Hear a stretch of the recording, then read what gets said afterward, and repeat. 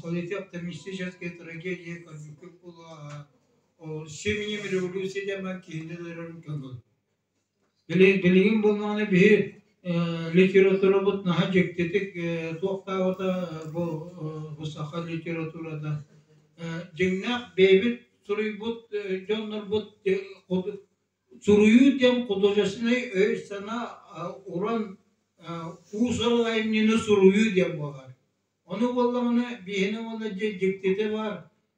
Bastıkı kolobol usran aymını kim tan yok tınca ağız üsteden ağızlığa ortobiyotlen Nemes uçonaya alpay sakalı alpay dayanmanan sakalı bilir Uvarovskay'den otutağı çinomnik nuşça olganların inyete saka ağata nuşça Uvarovskay'da körcüher ortobiyotlen en sakalı aymeta horuydu, aktivite horuydu. Onekine aktı Suriye aktı kimin otobiyetlerin sakağının bu Uvarovskay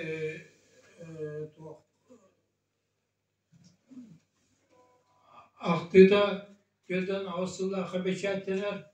Etettiğince ağısı üsteden ağısıllağı onu olana bilenlere Suriyaçılar bilenler hoca bilinmekte. Bu basıka ayımını giden bana uçak yeta horup butayın diye. O ancak tıvatlar oldu. Dolayısıyla o kanetten onduk ayımını horuldu vatağa. Ondan tığınca 905 yılda revolüsiyon olan o revolüsiyona bir külümler bir kayıga girer. Onunla manşarı tuğunan ulaka piyasa soruyor. O piyasada tığınca 906'da beşertteler manşarı tüyükün diye. Tüyükün diye tartışıyorlar var. Onu ondan bastığı uğusların ayımını bulunanı bir Popov teki suzuntar ki de nuşalı oluyor. Oçalarda kasta kepsiyade orayı bu kadar ol kini bahşet timitten kebeller oldu kimde bir bet bilgin tokat edekini sakalı oluyor beta nuşalı oluyor.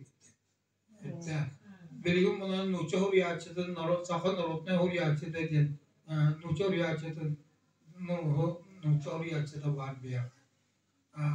Saklar dostu oluyor onun narotne atlatırsa. Evet, jadi kimepep tereşkin soruyor. Amiyat önce 905 yılda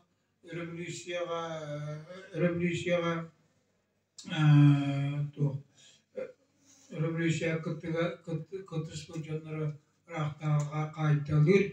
O kayıtlarının otarı kimepep tereşkin sakalı ağam soruyor.